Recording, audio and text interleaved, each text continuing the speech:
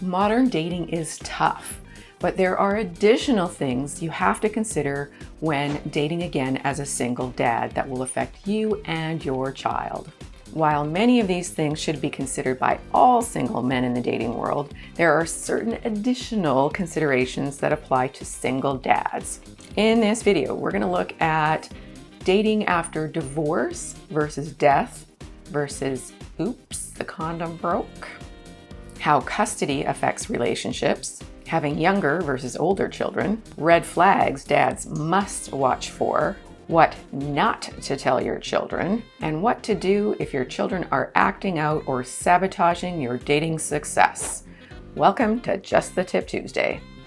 If you're a dad who has custody of his children or is heavily involved with his children, then your choices are going to affect and influence their lives. Being a parent requires a ton of responsibility, and that responsibility doesn't end when you split up with their mom or she's no longer with you, my heart goes out to you, or when they grow up and move out on their own. Let's start by taking a look at dating after divorce or death. Obviously, both situations are awful and heartbreaking. Either the person you once loved chose to leave you, or it got so bad you had to leave her, or worst of all, she passed and you really didn't want it to end. And my heart goes out to you in any of these situations. This brings us to number one. Don't date until you're ready. This may seem obvious, but it's really not. For men who've been in long-term relationships and suddenly find themselves single, that can feel really uncomfortable and lonely. It's a big change. But being uncomfortable and being lonely are not the best reasons to date, especially if you're not truly ready. And if you're desperate or lonely, you can choose poorly and end up with someone who's going to use you, abuse you, and abandon you in short order. And if this happens to you when you're a single dad, especially if you've introduced these women to your children, it can have a lifelong lasting impact on their psyche and their ability to have healthy relationships down the road.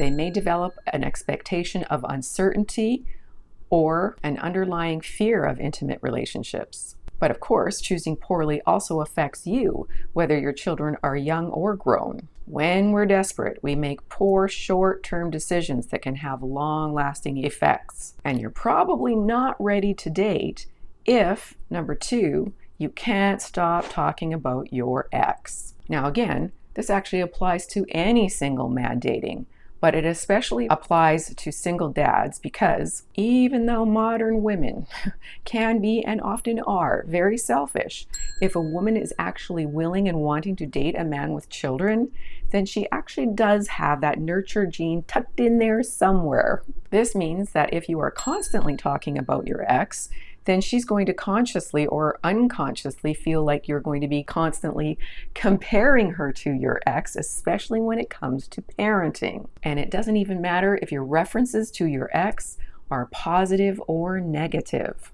She knows your ex is taking up way too much real estate in your mind. It's okay to take some time to do some healing before dating. But Anna, what if I was never involved with my child's mother? Whether by choice or by oops. That brings us to number three. Custody affects romantic relationships. For those who do have custody or some custody of their children, of their dependent children, it's one of the critical things to consider when dating again as a single dad. And we'll look at single dads of grown children a little bit later. But the amount of time you spend with your child or children and your legal access to them will have an influence on your romantic relationships. You're going to attract a different kind of woman depending on if you have no access to your children and depending on the reason for that versus if you have full custody of them. Because just like you should be evaluating a woman's character, she's definitely evaluating your character. And she's going to judge you, evaluate you, based on how much access you do have to your children or child, because your situation with them sets up an expectation for how she assumes you're going to be with her. Example, You meet a woman, flirt a little, get her number, set up a date. Woohoo! But then on the date, she asks you about children. How do you feel about them? Do you have any? Do you want some? Do you want more? You can't lie because she'll find out and then she won't trust you. So you're honest with her, maybe with a little sugarcoating. Now let's say your child was an oops and you're not involved either because you don't want to be or you can't be because of the mother. Her first reaction might be, oh great, no baggage. But if she's a good woman, her mental evaluation, her unconscious, if not conscious evaluation might be, he makes big mistakes and doesn't take responsibility, either for choosing to not be a part of the child's life or for choosing the mother poorly, choosing the mother who would not allow him access to the child. If you had a relationship and broke up, she's evaluating. If your partner went to be with the Lord, she's evaluating. Reminder, women's primary need is to feel safe physically and emotionally. So she's always evaluating the choices you've made that could influence her and your relationship with her if you were in a relationship. Okay, Anna, but what if I am involved in my children's lives? Okay, Millhouse, here's what happens then. Okay, so your kids mean the world to you and you have full or partial custody. Yay for you. That brings us to number 4. You are part of a package deal, sir, even if they're grown and gone. More on that in a minute. First, let's look at younger dependent children. Of course, when they're younger, they affect your schedule and your availability. Kids get sick, they have to go to soccer games or recitals.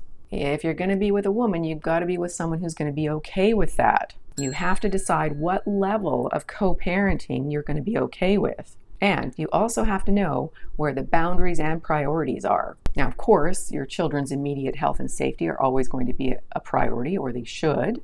But there are other things. Let's look at some other things. Example, little Jimmy has his first recital and he's the most important tree on stage. Or he's in soccer and there's a soccer game, whether it's the first of the season or maybe it's even mid-season. Are those situations going to be more important than her very important awards banquet ceremony? Your child's activities might be more important to you, but are they more important to her? You need to find out. Okay, now what about older independent children? Glad you asked. If you have older children, you are not off the hook. Sorry. Even though older children don't always live with you, although that's more common nowadays, there are still other things to consider.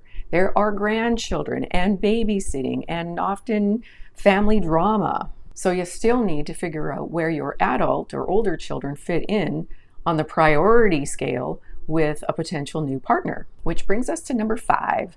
Family values are more important than you think. They're more important than you're giving them credit for. Don't assume she has the same family values as you do.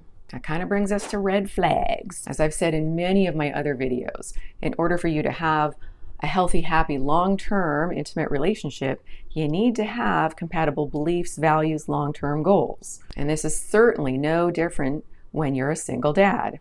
Now, of course, at the same time, not every little thing is a red flag. Sometimes it's a pink flag and you can work through that stuff.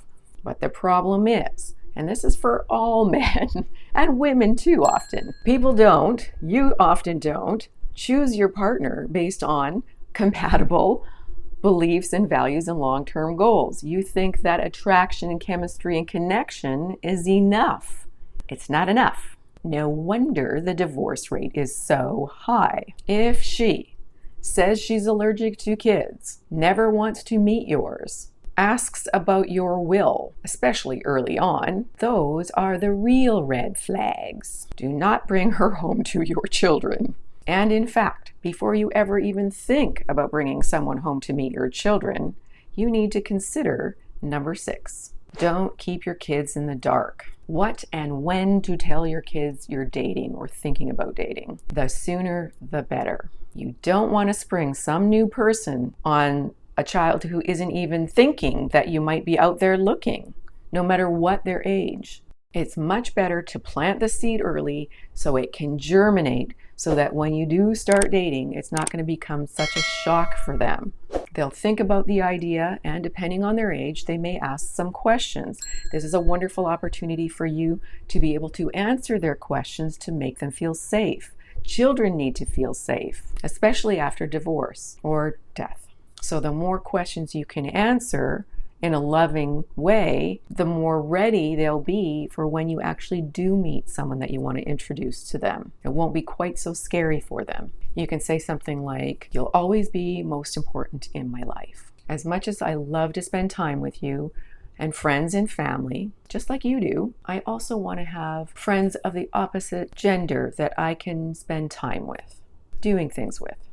Which brings us to the next critical thing single dads must know before dating again. Number 7, expect resistance. Children have loyalty to their mothers, even if they're not very good mothers, even if they're terrible mothers. They don't want to feel like they're replacing their mother. They don't want to feel like you're replacing their mother. They don't want to feel guilty about it. And that's normal. Your job is to reassure them no one is replacing their mother, and your love is steadfast. Tips for talking to your kids. Don't. Definitely do not tell them too much too soon. So you've already told them that you're thinking about dating and now you're going to be open to dating.